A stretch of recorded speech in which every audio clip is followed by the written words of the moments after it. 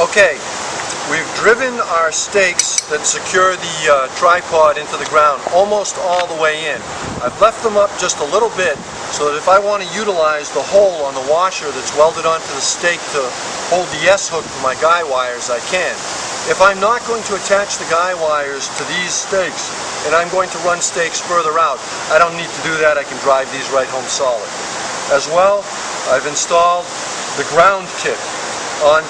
Driven the ground shaft into the earth, leaving about 5 inches of the shaft out of the ground, connected my copper cable to the ground rod using a little brass clamp that we provide.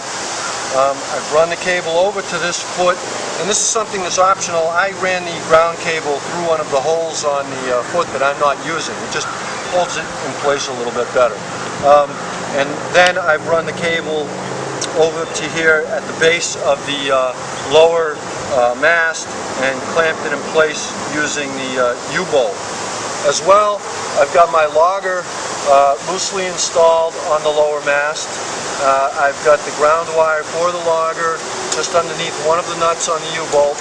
Again, this is just loosely put together. It still moves around. And we're moving on.